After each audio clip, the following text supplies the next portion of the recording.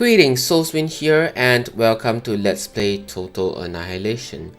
Last episode, we finished Mission 1 of the ARM campaign, A Core Returns.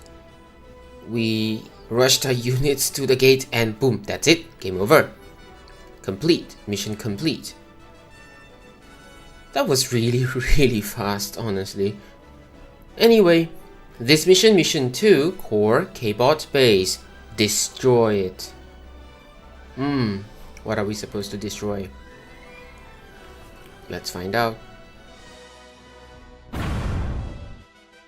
Although they had managed to free the captured gate and return their commander to Empyrean, armed troops continued to weather attacks by core forces in increasing numbers. It became apparent that the core had managed to construct a Kbot lab somewhere on Empyrean itself and was building an army as fast as it could. Mission 2.0002 ARM. Build a base and destroy the core Kbot lab. Special priority. Core has established a Kbot lab on Empyrean. Remove its loathsome presence before Core strengthens its foothold on our homeworld. Info feed. The Kbot lab is located across the river to the south. Expect Core patrols. End.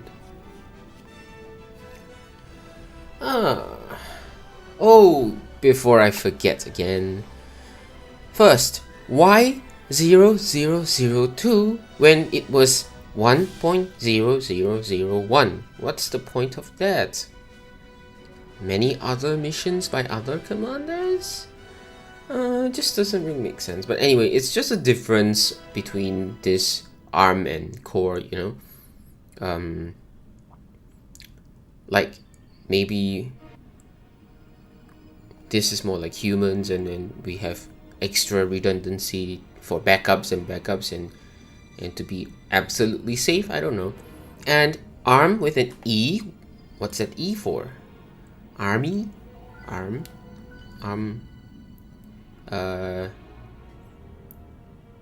Expedition?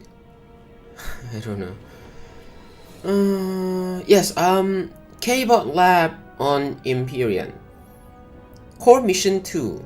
Also, we had to destroy a Kbot lab in some sector something 502, whatever that is.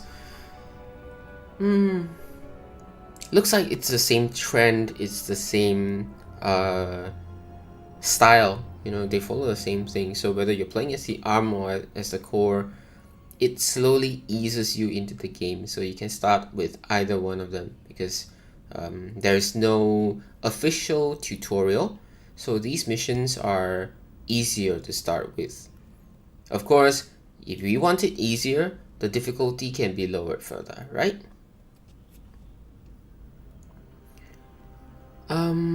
Yes, since this is the ARM faction, we have access to new units and new structures.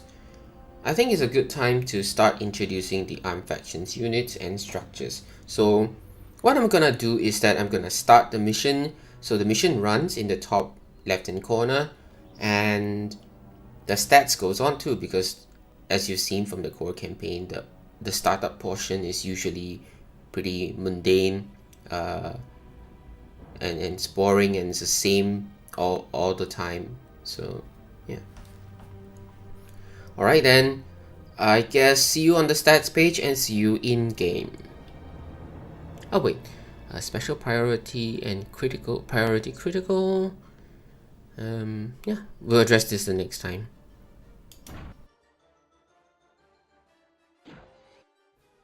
Now before I begin to introduce new units and buildings for the ARM faction, I'd like to note that for the ARM faction, the stats page will be more about comparisons between the two different factions.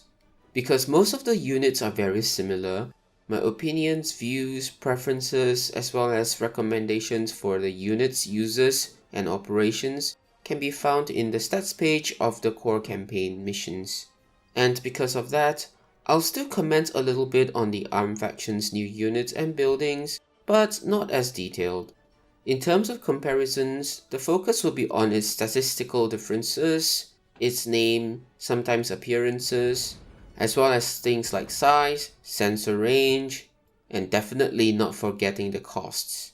On the topic of the costs, if the unit or building on one faction costs significantly more than the other, I'll highlight the most significant factor or factors contributing to this difference. If a particular contributing factor is very significant, then the difference in its quantity will be displayed as well. As with the core campaign, we'll start off with the commander, our very first unit. And as with the core campaign, losing the commander usually means losing the mission in the ARM campaign. In terms of weapons, the ARM commander uses the red laser too. However, it has a reload time of 0.85 seconds and 60 default damage, while the core commander has a longer reload time of 1 second, but a higher 70 default damage. That actually makes the ARM commander's red laser have a very slightly higher DPS of 70.59 to the core's 70 DPS. Let's not forget, the ARM commander obviously has access to the D-gun, and the statistics are the same as the core commander. Also, the ARM commander has a slightly faster move speed of 14.4 to 12.8 of core commander, with other differences being not so significant. The Solar Collector, ARM's fundamental energy production structure. The differences here are too minute to be mentioned. For example, ARM's Solar Collector costs 145 metal, core 141. ARM's Solar Collector costs 760 energy, core 790. How about build time? 2495 for ARM, 2416 for core. It translates to 8.317 seconds in-game build time by the ARM commander and 8.05 seconds in-game build time by the core commander to build their respective solar collectors. Or, for the slowest builder, that's 83.17 seconds for ARM's construction aircraft and 80.5 seconds for core's construction aircraft. A mere 3-second difference to build their respective solar collectors. But why would we use the slowest builder for something like this? Personally, I feel the structure designs of the ARM faction tend to be less complex, less showy, as what humans do. Shortcuts, simple and easy to comprehend, while core has access to too big of an experience repository not to make something more flashy and complicated. If this is indeed the intention, then kudos to the graphic designers. Just look at the animation differences. Metal extractor, the basic metal production structure. Again, between ARM and core, the costs. ARM 50 metal, core 51. ARM 521 energy, core 514. Build time 1800 for ARM, 1874 for core. For this, it takes longer for core to build the structure, while Solar Collector costs the ARM more time to build. Already, we can see some sort of balancing in action. Therefore, I don't think the ARM or core has a specific advantage in terms of costs. In addition to that, for fairness, most of the big ticket resource generation are identical between core and ARM. Just like the Solar Collector from before, both producing 20 energy each, the metal produced by the metal extractor follow a formula that involves factors such as the metals in the metal deposit as well as ground metal. These factors are applied universally across the map and are therefore applicable to both factions. Anyway, look at the design. The ARM metal extractor just spins and stops, while the core's metal extractor has to extend its cranks from its defensive position and then spin up. Then again, just to clarify, for resource structures there's an on-off switch. Once toggled on, it will begin generating resources, regardless of the state of the animation.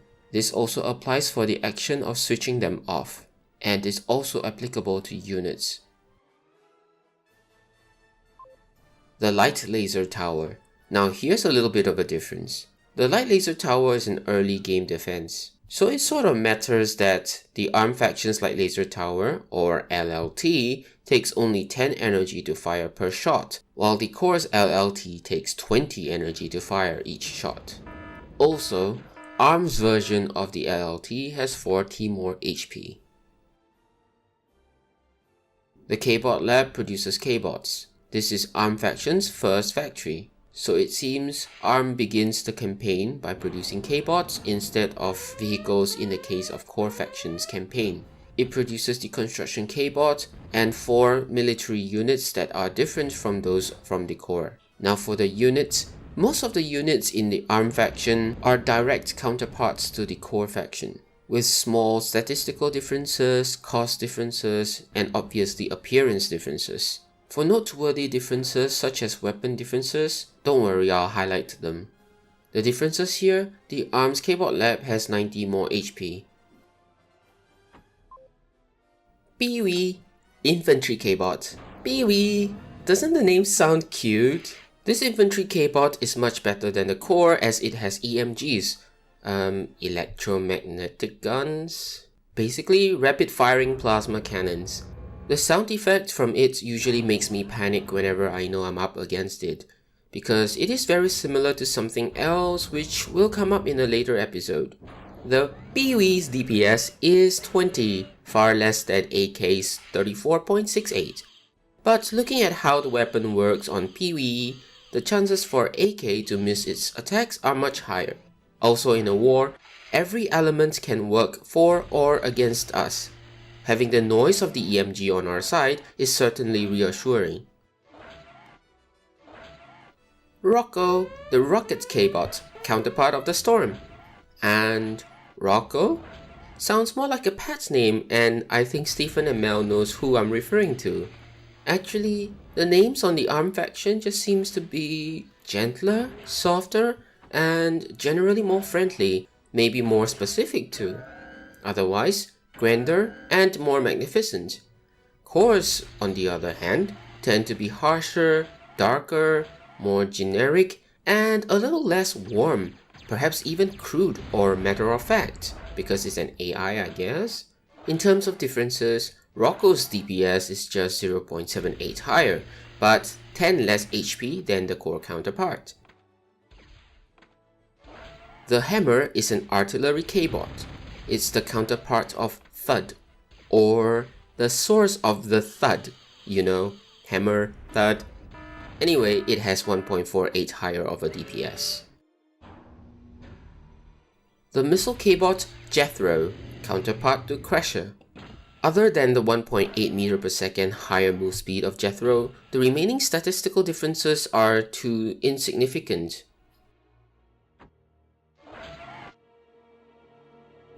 Okay, so I've assembled a very large force here and wiped out some AKs that were lurking around here. I moved my commander forward and took out one LLT. I was supposed to capture the radar tower, ended up destroying it because the commander was on auto fire. Yeah, fire at will. And also, there were some storms here.